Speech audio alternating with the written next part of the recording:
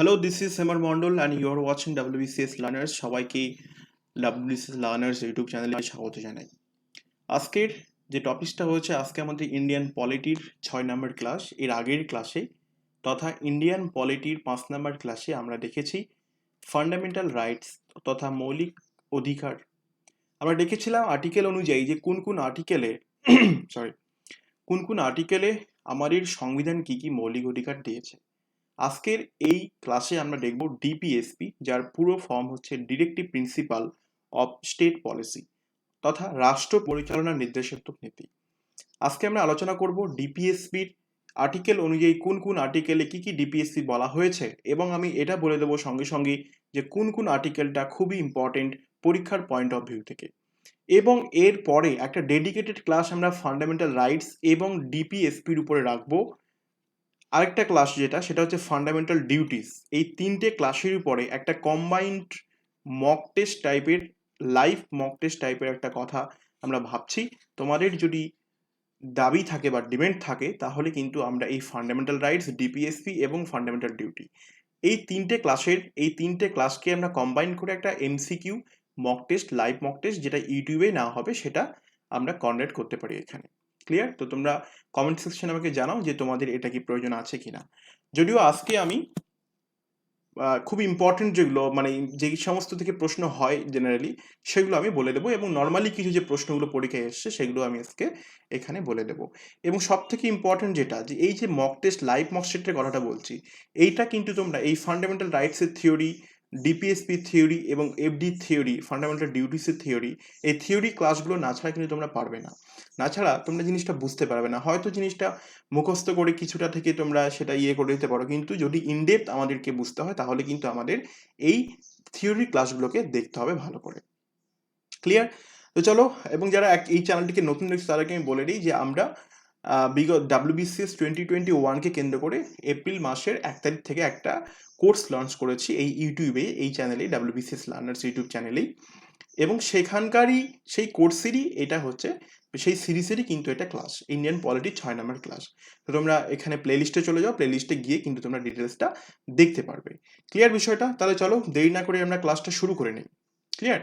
তাহলে directive principle of state policy, এইখানে এই ডিপিএসপি কি আজকে আমরা ডিটেলসে জানবো। ডিপিএসপি কি, ডিপিএসপি থেকে কয় ধরনের ডিপিএসপি, এবং সেখান থেকে কি কি ধরনের ইম্পর্টেন্ট প্রশ্ন, সেগুলো কিন্তু আমরা ডিটেলসে জানছি।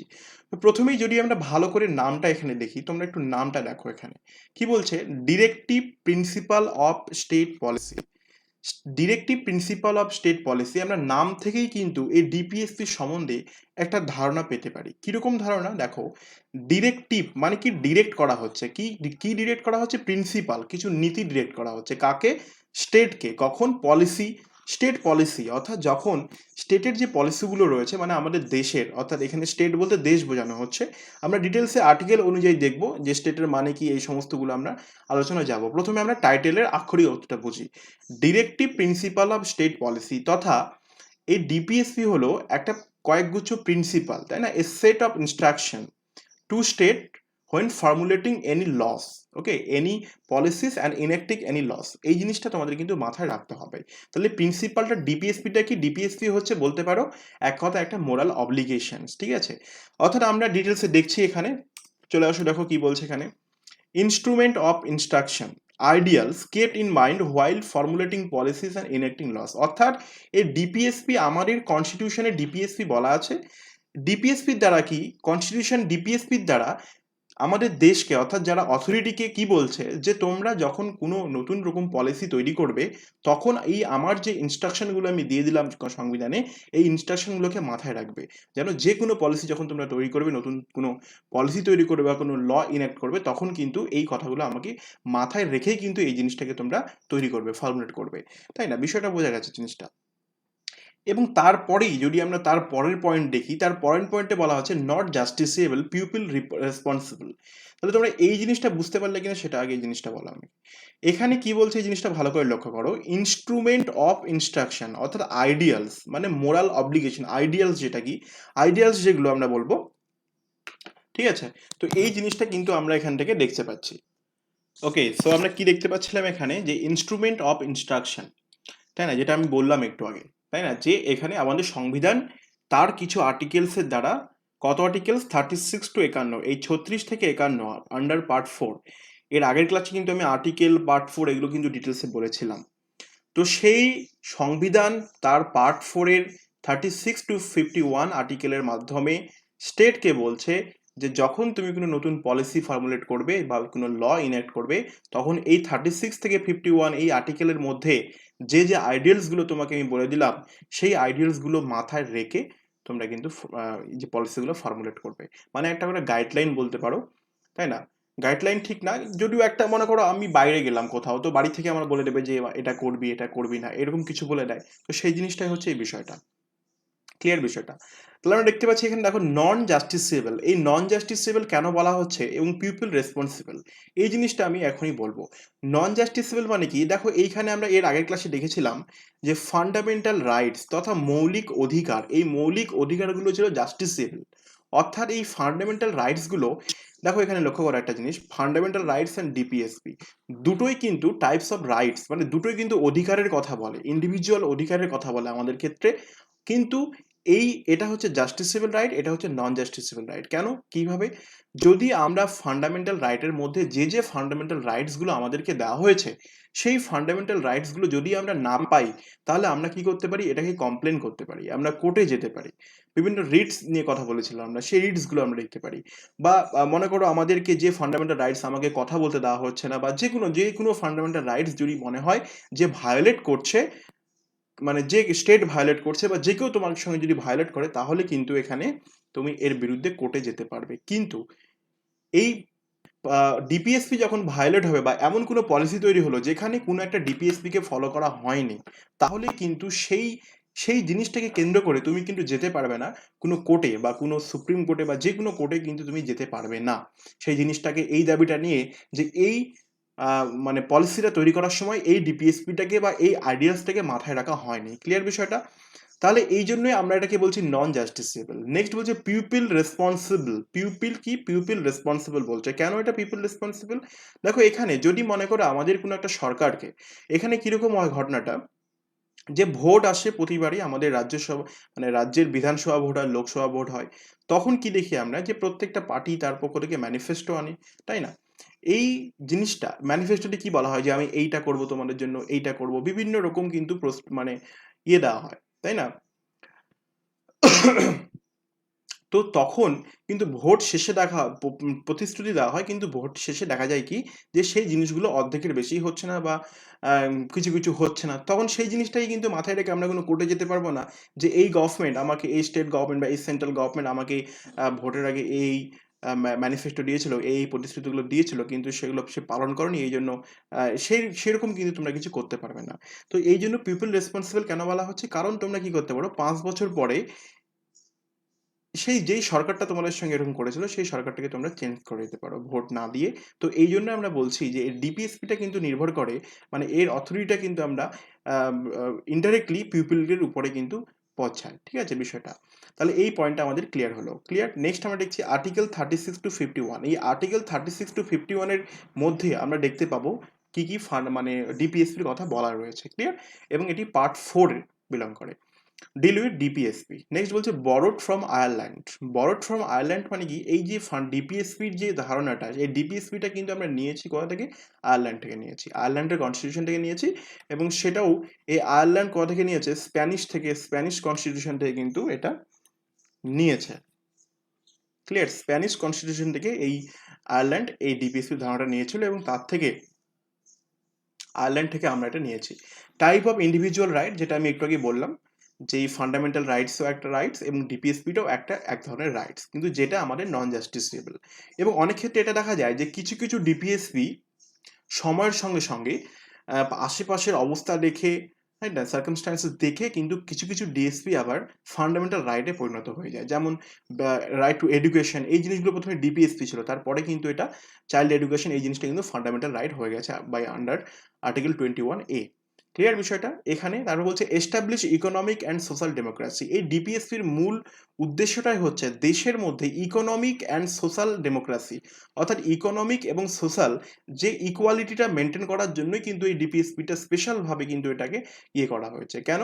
যে সবার যে দেশের প্রত্যেকটা নাগরিকের মাঝে তাদের যে ইকোনমিক যে সাম্য অবস্থাটা, এই ইকোনমিক সাম্য অবস্থাটা যেন বজায় থাকে এবং সোশ্যাল যে স্ট্যাটাস, কেউ উঁচু কেউ নিচু এরকম যেন না থাকে, এই জিনিসগুলোকে শেষ করার জন্যই বা ইকোনমিক এবং সোশ্যাল স্ট্যাবিলিটি আনার জন্য among the people of our country, এটার জন্যই কিন্তু এই ডিপিএসপিটাকে কিন্তু একটা সেট অফ ইনস্ট্রাকশন হিসাবে কনস্টিটিউশনে করা হয়েছে।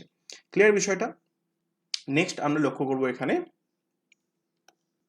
ওকে, নেক্সট আমরা লক্ষ্য করবো কি এখানে দেখো যে Indian constitution has not originally classified DPSPs. আচ্ছা, এইখানে একটা গুরুত্বপূর্ণ বিষয়, বিষয়টা কি দেখো এখানে যে ডিপিএসপি যে আমাদের সংবিধানে যে ডিপিএসপি গুলো বলা হয়েছে সেগুলো কিন্তু পরপর আর্টিকেল ওয়াইজ বলা হয়েছে। সেখানে সংবিধানে কিন্তু সেখানে কোনো কিন্তু এটাকে কোনো ক্লাসিফিকেশন নেই যে এই ডিপিএসপিটা এই ধরনের ডিপিএসপি, এই ডিপিএসপিটা এই ধরনের ডিপিএসপি।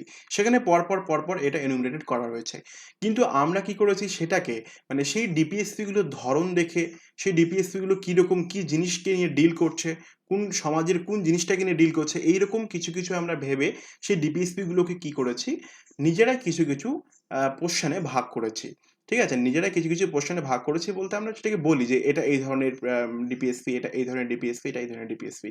যেমন কি একটা হচ্ছে সোশ্যালিস্ট প্রিন্সিপাল, আরেকটা হচ্ছে গান্ধিয়ান প্রিন্সিপাল, আরেকটা হচ্ছে লিবারেল ইন্টেলেকচুয়াল প্রিন্সিপাল। আমরা ইন ডিটেলসে দেখবো যে সোশ্যালিস্ট প্রিন্সিপালের মধ্যে কোন কোন ডিপিএসপি পড়ছে, গান্ধিয়ান প্রিন্সিপালসের মধ্যে কোন কোন ডিপিএসপি পড়ছে এবং লিবারেল ইন্টেলেকচুয়াল প্রিন্সিপালসের মধ্যে কোন কোন ডিপিএসপিটা পড়ছে। ক্লিয়ার? তো নেক্সট আমরা চলে আসছি প্রথমেই আমাদের যে ডিফারেন্ট ক্যাটাগরিজ অফ ডিপিএসপি। তোমরা এখানে লক্ষ্য করো যে সোশ্যালিস্ট প্রিন্সিপালের মধ্যে কোন কোন আর্টিকেলগুলো পড়ছে। এরকম কিন্তু না যে আর্টিকেল 36 থেকে শুরু করে আর্টিকেল পর কিছুটা হচ্ছে তোমার এটা সোশ্যালিস্ট, তারপরে আবার কিছু পরপর গান্ধিয়ান এবং তারপর আবার লিবারাল ইন্টেলেকচুয়াল, এরকম কিন্তু কিছু না। এটা কি হয়েছে, বিভিন্ন জায়গায় জগা খিচুড়ি টাইপের আর্টিকেলগুলো বেছে কোনোটা সোশ্যালিস্ট প্রিন্সিপাল করা হয়েছে এবং গান্ধিয়ান প্রিন্সিপাল এবং লিবারাল ইন্টেলেকচুয়াল। তো তোমরা এই জিনিসটা লক্ষ্য করবে, এই জিনিসটার মধ্যে তোমরা কিন্তু সমস্তগুলো পেয়ে যাবে যে কোন আর্টিকেলটা কোন সোশ্যালিস্ট প্রিন্সিপালসের মধ্যে পড়ছে, কোন আর্টিকেলটা গান্ধিয়ান প্রিন্সিপালসের মধ্যে পড়ছে এবং কোন আর্টিকেলটা লিবারাল ইন্টেলেকচুয়াল প্রিন্সিপালসের মধ্যে পড়ছে। ক্লিয়ার? তো নেক্সট আমরা এখানে লক্ষ্য করবো প্রথমে ডিপিএসপি। এই যে এখানে লক্ষ্য করো আর্টিকেল 36 থেকে আর্টিকেল, আচ্ছা এইখানে একটা জিনিস লক্ষ্য করো, এই যে দেখো তিন ধরনের যে প্রিন্সিপালগুলো তোমরা দেখতে পাচ্ছ, এইখানে কোনোটাতে কি আর্টিকেল 36 এবং আর্টিকেল 37 কি তোমরা দেখতে পাচ্ছ? দেখতে পাওনি। এর মানে আর্টিকেল 36 এবং আর্টিকেল 37 কিন্তু মূলত কোনো ডিপিএসপি বলা নেই, সেগুলো ইন্ট্রোডাকশন লেভেলের ডিপিএসপি বলতে পারো। সেই জিনিসটা কি বলা হচ্ছে সেটা আমরা লক্ষ্য করছি। আর্টিকেল 36 কি বলা হচ্ছে দেখো এখানে যে the state has the same meaning as in part 3। আমরা কি করেছিলাম যে এর পলিটি তোমরা পেয়ে যাবে লেকচারে, তোমরা এটা হচ্ছে কোন লেকচারে বলেছিলাম, আর্টিকেল 12, হ্যাঁ ফান্ডামেন্টালের পেয়ে যাবে। সেখানে আর্টিকেল 12তে কি বলা হয়েছিল, আর্টিকেল 12তে বলা হয়েছিল যে স্টেটের মানে কি কি, স্টেটের মানে কি কি, যে স্টেট মানে আমরা যে জিনিসটাকে নিয়ে কথা বলছি তখন সেই জিনিসটা অ্যাজ এ হোল সেটাকে আমরা স্টেট বলবো। যখন যদি ধরো রাজ্য নিয়ে কথা বলছি তাহলে রাজ্যটাকে আমরা স্টেট বলছি, বা ধরো কোনো আমরা দেশ নিয়ে কথা বলছি তখন দেশটাকে আমরা স্টেট হিসেবে গণনা করছি, বা মনে করো কোনো কোম্পানি নিয়ে কথা বলছি তখন পুরো কোম্পানিটাকে আমরা স্টেট হিসেবে ভাবছি। তো এই যে মিনিংটা, এই মিনিংটা পার্ট 3তে আন্ডার আর্টিকেল 20তে দেওয়া আছে। তো বলছে কি যে আন্ডার আর্টিকেল 20 পার্ট 3 আর্টিকেল 20তে মানে 20 যে ডেফিনেশনটা দেওয়া আছে সেই একই ডেফিনেশন বজায় থাকবে আর্টিকেল ডিপিএসপির ক্ষেত্রে। তো অর্থাৎ ডিপিএসপির মধ্যে আমরা যখনই স্টেট কথাটা দেখব তাহলে সেই মানেটাই ভাববো যেই মানেটা আমরা আর্টিকেল পার্ট 3 আর্টিকেল 12তে পড়েছিলাম। ক্লিয়ার বিষয়টা? এই জিনিসটাই বলছে আর্টিকেল 36। নেক্সট বলছে আর্টিকেল 37। আর্টিকেল 37 কি বলছে যে application of the principles content in this part. যে প্রিন্সিপালসগুলো এই ডিপিএসপি পোর্শনে বলা রয়েছে এইগুলো কি shall not be enforced by any court, কোনো কোর্ট দ্বারা এগুলো কিন্তু এনফোর্সমেন্ট করা যাবে না, যেটা আমি একটু আগেই বলছিলাম। তো এইটা কি তাহলে কি জন্য দিয়েছে এগুলো, তাহলে দিয়েছে কি যে shall be the duty of the state to apply this principle in making laws. অর্থাৎ স্টেট বলতে দেখো স্টেট আমরা কথাটা পাচ্ছি, তাহলে স্টেট বলতে এখানে আমাদের এখানে কে ল তৈরি করে, আমাদের পার্লামেন্ট। তাহলে পার্লামেন্টকে এখানে স্টেট হিসেবে আমাদেরকে ভাবতে হবে। ক্লিয়ার বিষয়টা? তাহলে এখানে কি পার্লামেন্টকে এই জিনিস প্রিন্সিপালগুলো মাথায় রাখতে হবে কি যখন কোনো তারা আইন তৈরি করছে তখন এই যে ডিপিএসপিগুলো সেই ডিপিএসপিগুলো মাথায় রেখে তখন কিন্তু তাদেরকে আইন তৈরি করতে হবে। ক্লিয়ার বিষয়টা? এটাই কিন্তু আর্টিকেল 37-এ বলছে। আমরা নেক্সট চলে আসবো সোশ্যালিস্টিক প্রিন্সিপালসের মধ্যে। সোশ্যালিস্টিক প্রিন্সিপালসের মধ্যে প্রথম পড়ে আর্টিকেল 38। আর্টিকেল 38-এ কি বলা হচ্ছে যে promote the welfare of the people by securing a social order through justice, social, economic and political, and to minimise inequalities in income, status, facilities and opportunities. প্রত্যেকটা কিন্তু এখানে ওয়ার্ডকে ভালোভাবে লক্ষ্য দেবে। কি বলছে আর্টিকেল 38 কি বলছে? Promote the welfare of people, অর্থাৎ জনকল্যাণ জিনিসটাকে, এই যে কল্যাণকর জিনিসটাকে, এটাকে কি প্রমোট করতে হবে? কাকে? স্টেটকে। কিভাবে প্রমোট হবে? এই জনকল্যাণ মানুষের কিভাবে হবে? বলছে সিকিউরিং, মানে সিকিউর করতে হবে। কি সিকিউর করতে হবে? সোশ্যাল অর্ডার, অর্থাৎ কোনো বর্ণ ব্যবস্থা যেন না থাকে, এই সোশ্যাল অর্ডারটাকে সিকিউর করতে হবে থ্রু জাস্টিস। কিভাবে জাস্টিস করতে হবে? সোশ্যাল, সামাজিকভাবে তাদেরকে ন্যায় দিতে হবে। ইকোনমিকভাবে কোনো ভেদাভেদ করা যাবে না, ইকোনমিকভাবে যেন দেখতে পাই আমরা ইনস্ট্যাবিলিটি যেন না হয়ে যায়, এই জিনিসগুলোকে কিন্তু আমাদের তৈরি করতে হবে। এবং মিনিমাইজ ইনইকুয়ালিটিস, এবং যতটা সম্ভব পারা যায় ইনইকুয়ালিটিসটাকে কমাতে হবে। বিষয়টা বুঝতে পেরেছো? ইনইকুয়ালিটিসটা মানে হচ্ছে কি, যে অসাম্য যে জিনিসটা, এই অসাম্যটাকে আমাদেরকে কি করতে হবে? যতটা সম্ভব কমানো যেতে পারে।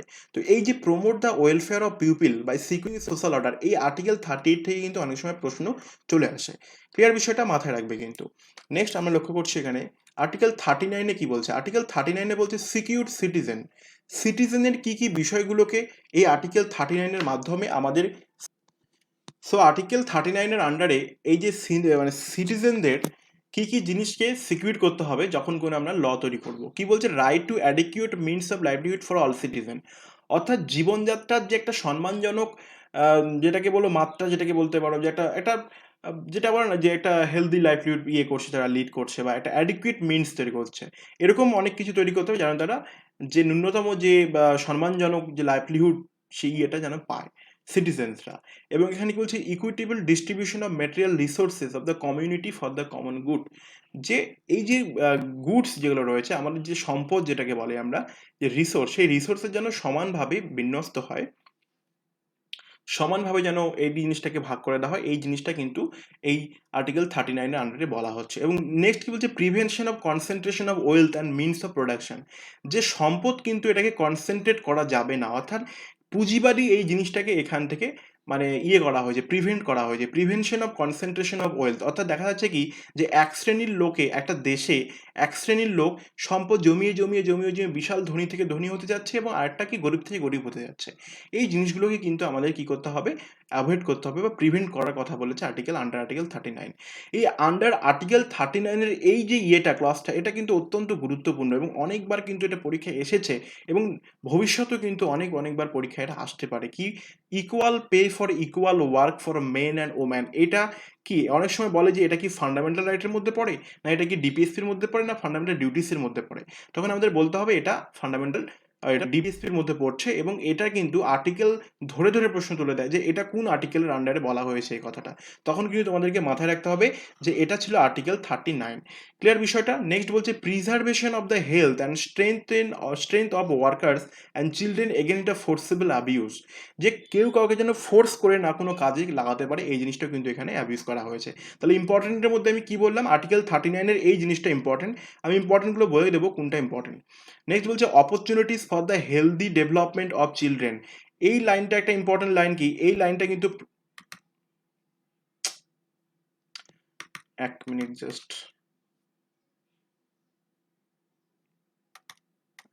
জুম আউট হয়ে গেছে একটু। ওকে, সো একটু টেকনিক্যাল এরর দেখা দিয়েছিল এখানে। তো আমরা দেখতে পাচ্ছি কি এর পরবর্তীতে, যে opportunities for the healthy development of children, এইটা কিন্তু প্রথমেই ছিল না, এটা কিন্তু অ্যামেন্ডমেন্টের দ্বারা অ্যাড করা হয়েছে। তো সে বিষয়ে আমি আরেকটু পরে বলছি যে কোন অ্যামেন্ডমেন্টের দ্বারা এটাকে অ্যাড করা হয়েছে। নেক্সট বলছে এখানে আর্টিকেল 39A কি বলছে? যে promote equal justice and free legal aid to the poor, যে গরিবদের ক্ষেত্রে ইকুয়াল জাস্টিস করতে হবে এবং ফ্রি লিগাল এড, এবং তাদেরকে ফ্রিতে লিগাল এড মানে আইনি সহায়তা তাদেরকে দিতে হবে। ক্লিয়ার বিষয়টা? নেক্সট যেটাকে বলতে আমরা পাচ্ছি আর্টিকেল 41 কি বলা হচ্ছে এখানে? যে in case of unemployment, old age, sickness and disablement and secure citizen, এই ক্ষেত্রে মনে করো কেউ মনে করো বেকার রয়েছে, বা মনে করো বার্ধক্য বয়সে চলে গেছে, এবং সিকনেস, কেউ দুর্বল, এই শ্রেণীর লোকদের জন্য কি কি জিনিস এখানে করতে বলছে? Right to work. এই জন্য রাইট টু ওয়ার্ক মানে কি? সকলের কাজ করার অধিকার রয়েছে। এই জন্য আমরা কিন্তু দেখতে পাই অনেক সময় 100 দিনের কাজটা, এই জিনিসগুলো কিন্তু এটার মধ্যে পড়ছে। রাইট টু এডুকেশন, যেটা আমরা বলতে পারি রাইট টু পাবলিক অ্যাসিস্ট্যান্স, এই জিনিসগুলোকে কিন্তু আমাদেরকে মেনটেন করতে হবে, মানে বিভিন্ন যে লসগুলো তৈরি করা হচ্ছে, বা প্রিন্সিপালস মানে যে করা হচ্ছে, ফর্মুলেট করা হচ্ছে, তখন কিন্তু এই জিনিসগুলোকে মাথায় রেখে করতে হবে। এবং এই যে ডিপিএসপির উপরে কিন্তু ডিপেন্ড করে অনেক রকম অ্যাক্ট তৈরি হয়েছে, যেমন বন্যপ্রাণী সংরক্ষণ আইন তৈরি হয়েছে, তাই না? এই জিনিসগুলো কিন্তু আমরা দেখতে পাই ডিপিএসপি থেকে ধারণাগুলো নিয়ে এই ক্ষেত্রে আইন করা হয়েছে। নেক্সট আর্টিকেল 42 কি বলছে? Make provision for just and human condition of work and maternity. এটাও কিন্তু মাথায় রাখতে হবে যে ম্যাটারনিটি লিভ যারা পায় তাদের ক্ষেত্রে কিন্তু মানে তাদের জন্য আলাদাভাবে কোনো কেয়ার নিতে হবে, তাদের যে কন্ডিশন সেই কন্ডিশনটাকে মাথায় রেখে আলাদাভাবে তাদের জন্য একটা কেয়ার নিতে হবে, এই জিনিসটাও কিন্তু এখানে বলা হয়েছে। এই জন্য ম্যাটারনিটি লিভ এই জিনিসগুলো কিন্তু পরীক্ষায় চলে আসে, আর্টিকেল 42 এই জিনিসটা ইম্পর্টেন্ট। নেক্সট আমরা লক্ষ্য করছি এখানে আর্টিকেল 43 কি বলছে, যে এগুলো কিন্তু সব সোশ্যালিস্টিক প্রিন্সিপালের মধ্যে পড়ছে। আর্টিকেল 43 বলছে যে secure a living wedge, A dissent standard of living and social and cultural opportunities two for all workers. এই জিনিসগুলো যেটা আমি বলছিলাম একটু আগেই, যে এই জিনিসগুলো খুব একটা ইম্পর্টেন্ট না, মোটামুটি নর্মালি যে ডিসেন্ট লিভিং স্ট্যান্ডার্ড দরকার এই জিনিসগুলো করতে হবে, ঠিক আছে, অপরচুনিটিস এটা। তো জাস্ট এবার গো থ্রু করবে এই জিনিসগুলো, যেগুলো ইম্পর্টেন্ট সেগুলো আমি বলেই দেবো এখানে। আর্টিকেল 43 কি বলছে? Take steps to secure the participation of workers in the management of industries, ঠিক আছে। Article 47 raise the level of nutrition and the standard of living of people and to approve public হেলথকে improve করতে হবে। তারপরে যে nutrition লেভেলটা যে বাচ্চাদের মধ্যে এই জিনিসগুলো ঠিক রাখতে হবে, স্ট্যান্ডার্ড লিভিং অফ পিপল এই জিনিসগুলোকে মাথায় রাখতে হবে, ঠিক আছে। জাস্ট এটা গো থ্রুর মধ্যে। আর্টিকেল 40 কি বলছে? এটা খুবই ইম্পর্টেন্ট। আর্টিকেল 40-এর মধ্যে এখানে এটা গান্ধিয়ান প্রিন্সিপাল চলে আসে, ঠিক আছে। এই আগেরগুলো দেখলাম আমরা সোশ্যালিস্টিক প্রিন্সিপালের মধ্যে পড়ছিলাম, কিন্তু এটা চলে আসে কিসে? গান্ধিয়ান প্রিন্সিপালসের মধ্যে চলে আসে। কিরকম এটা? যে organise village panchayat and endow them with necessary power and authority to enable them to function as units of self government. Clear বিষয়টা এখানে? অর্থাৎ এই যে আর্টিকেল 40-র আন্ডারে যে ভিলেজ পঞ্চায়েত অর্গানাইজ করতে হবে এবং তাদেরকে মানে সেলফ গভর্নমেন্ট, তাদেরকে নিজের করতে হবে, এই জিনিসগুলো কিন্তু, এই আইডিয়াগুলো কিন্তু গান্ধিয়ান প্রিন্সিপালের মধ্যে আর্টিকেল 40-তে বলা হয়েছে। ক্লিয়ার? এটা কিন্তু অনেক সময় পরীক্ষায় চলে আসে যে কোন কোন আন্ডারে যে ভিলেজ পঞ্চায়েত অর্গানাইজ করতে হবে এই জিনিসটা বলা হয়েছে, তখন কিন্তু আর্টিকেল 40 বলতে হবে। আর্টিকেল 43 কি বলছে? Promote cottage industries on an individual or cooperation basis in rural এরিয়াসে কটেজ ইন্ডাস্ট্রিকে প্রমোট করতে হবে ইন্ডিভিজুয়াল কোঅপারেশন বেসিসে, ঠিক আছে। যে কেউ যদি নিজে করতে চায় সে নিজেও তাদেরকে প্রমোট করতে হবে, বা মনে করো কোনো গ্রুপ বানিয়ে সেটা করলো সেটাকেও কিন্তু প্রমোট করতে হবে। তাহলে এই জিনিসটাও কিন্তু important. Article 43 cottage industry, village cottage industry যেটা। নেক্সট কি বলছে? Article 43B promote voluntary formation, autonomous functioning, Democratic control and professional management of cooperative society. এই যে কোঅপারেটিভ সোসাইটিগুলো রয়েছে আমাদের বিভিন্ন জায়গায়, তো এই কোঅপারেটিভ সোসাইটিগুলোর মধ্যে কিন্তু বানাতে, তাদের যে অটোনমাস ফাংশনিং করতে, ভলান্টারি ফরমেশন করতে, তারা নিজেরা যেন তৈরি করতে পারে, এই জিনিসগুলো কিন্তু প্রমোট করা হচ্ছে এই গান্ধিয়ান প্রিন্সিপালের মধ্যে আন্ডার আর্টিকেল 43B। নেক্সট কি বলছে? 46-এ কি বলছে? গান্ধিয়ান প্রিন্সিপাল 46-এ কি বলছে? যে promote the educational and economic interest of এসসিস, STs and other weaker section and of the society and to protect them from social injustice and exploitation. যে সোশ্যাল ইনজাস্টিস এবং এক্সপ্লয়টেশন থেকে বাঁচাতে, ঠিক আছে, এবং তারা যেন শোষিত না হয় কোনো আপার ক্লাসের দ্বারা, তাদের যে ইন্টারেস্ট রক্ষার্থে, ঠিক আছে, তাদের ইন্টারেস্ট রক্ষার্থে তাদের যে এডুকেশনাল অ্যান্ড ইকোনমিক ইন্টারেস্টগুলো, এই দিকগুলো কিন্তু স্টেটকে দেখার কথা বলেছে under article 46 Indian constitution. Clear বিষয়টা? 47টা খুব important. Prohibit the consumption of intoxicating drinks and drugs which are injurious to health. দেখো যে মনে করো যে কোনো ড্রিঙ্কস, তারপরে ড্রাগস, এই জিনিসগুলো নেওয়া যাবে না, এগুলোকে প্রোহিবিট করা হয়েছে আন্ডার আর্টিকেল 47, কিন্তু আমরা দেখতে পাচ্ছি এটা তো চলছেই। তাহলে এই জিনিসটা কিন্তু যে চলছে এটাকে নিয়ে কিন্তু তুমি কোর্টে যেতে পারবে না।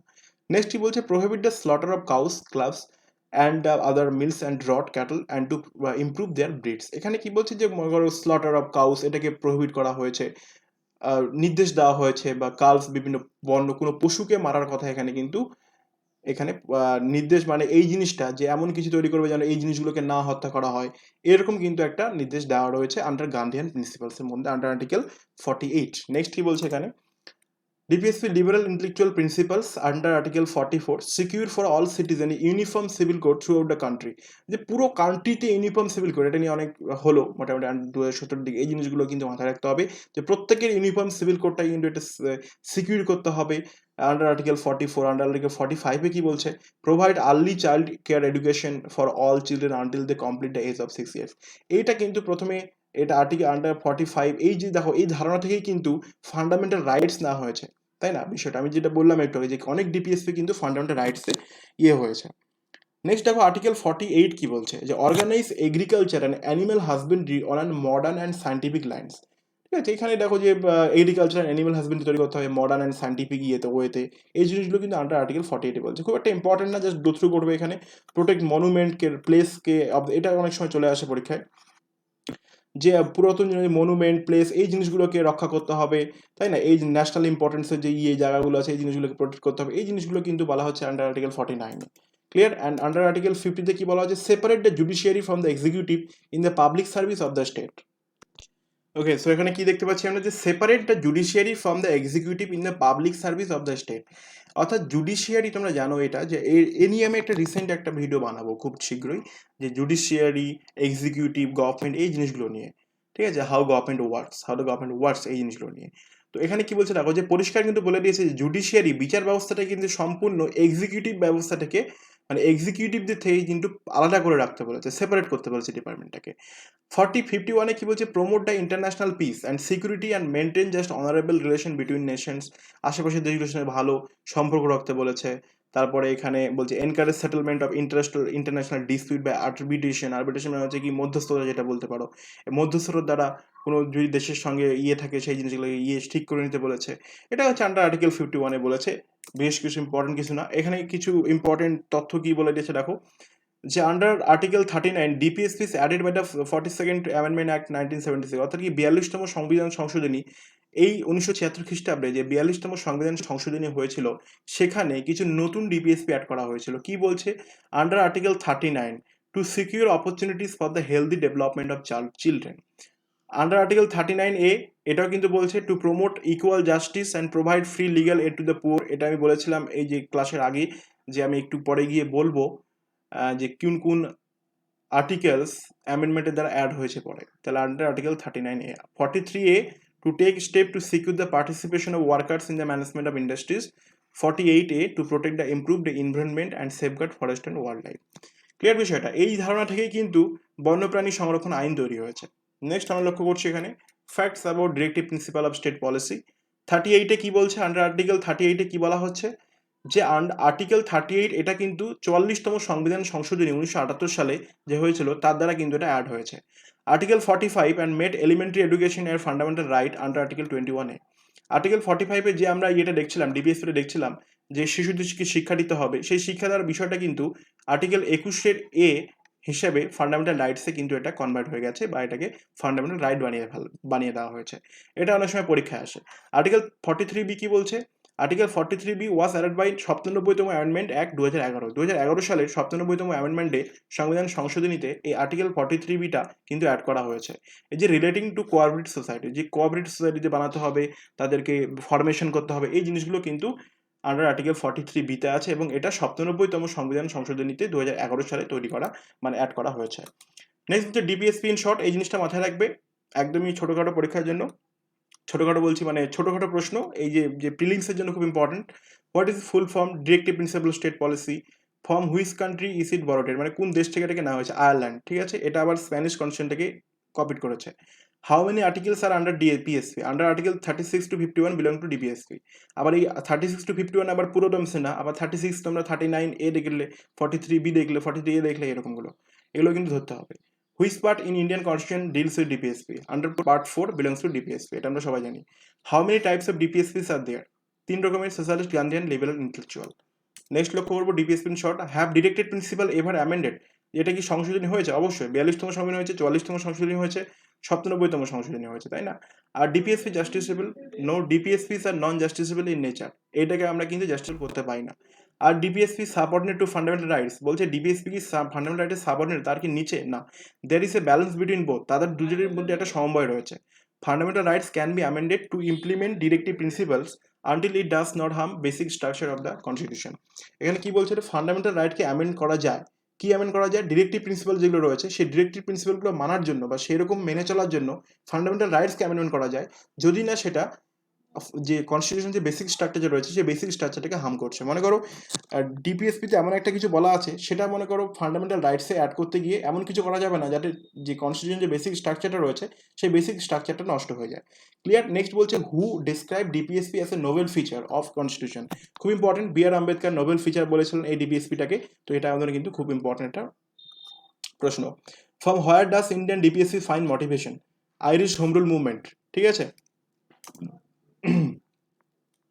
What are the recent development in favour of DPSP? যে ডিপিএসপি সম্বন্ধে রিসেন্ট কি আমরা দেখতে পাই, কি যে এটার মধ্যে আমরা দেখতে পাচ্ছি যে কি কি prevention of atrocities act in favour of article 46। Article 46-এ যে আর্টিকেল 46 তোমরা দেখো এখানে, আর্টিকেল 46 কোথায় গেল? আর্টিকেল 46 এখানে আর্টিকেল 46-এ কি বলছে? Promote the educational economic interest of SC and ST right. যে এসসি এসটিদের বিরুদ্ধে যেমন কিছু যদি না হয় এই জন্য কিন্তু এখানে একটা অ্যাক্ট বানা হয়েছে, প্রিভেনশন অফ অ্যাট্রোসিটিস অ্যাক্ট। ঠিক আছে, এই তাহলে এটা কি, এই যে আইনটা তৈরি হয়েছে, এই আইনটা তৈরি হয়েছে কোন আর্টিকেলের ইয়েতে? আর্টিকেল 46। নেক্সট বলছে মিনিমাম ওয়েজেস অ্যাক্ট, ন্যূনতম বেতন দিতে হবে, সেই জিনিসটা কিন্তু একটা অ্যাক্ট তৈরি হয়েছে আর্টিকেল 43-তে। কনজিউমার প্রোটেকশন অ্যাক্ট, এটাও একটা অ্যাক্ট তৈরি হয়েছে। ইকুয়াল রিমিউনারেশন অ্যাক্ট, এটাও কিন্তু একটা প্রোটেক্ট হয়েছে আন্ডার আর্টিকেল 39-এ, যে ইয়ে দিতে হবে। তাহলে আমরা দেখতে পাচ্ছিলাম এই জিনিসগুলো থাকলো আমাদের ডিপিএসপি থেকে। আই থিঙ্ক তোমরা যদি একবার রিডিং পড়ে নাও, তোমাদের বই থেকে যে বই আছে সে বই থেকে রিডিং পড়ে তোমরা বুঝতে পেরে যাচ্ছ যে কোন পোর্শনটা ইম্পর্টেন্ট, কোন পোর্শনটা ইম্পর্টেন্ট না। তাহলে তোমরা যখন বই পড়বে তখন জিনিসটাকে আরেকবার ঝালাই হয়ে যাবে এবং আই থিঙ্ক পরীক্ষার মতো এটা রেডি হয়ে যাবে।